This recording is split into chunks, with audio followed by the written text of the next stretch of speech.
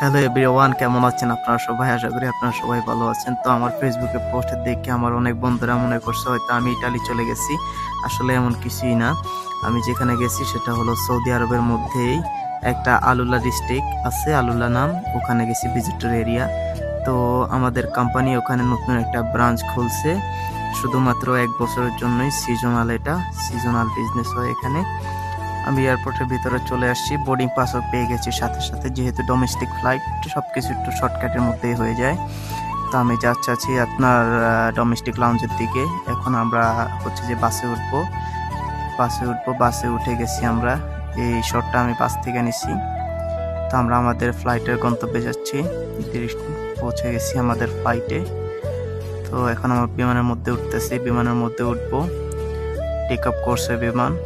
দেখেন সাগর পাড়টা কত সুন্দর দেখাইতেছে, ঠিক আছে। আসলে যারা জেদ্দা সাগর পাড়ের আশেপাশে থাকে তারা এটা অবশ্যই চিনবে এই জায়গাটা। এখানে জেদ্দা টাওয়ার হইতেছে, এর আশেপাশেই।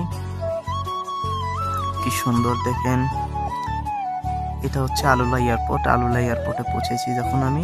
এই ভিডিওটা তখনকার রিয়াদ এয়ারপোর্টের কোনো ভিডিও নিতে পারি নাই। আলুলা এয়ারপোর্ট দেখেন কত খালি, কত ফাঁকা, তেমন বেশি একটা বিমান নাই এখানে।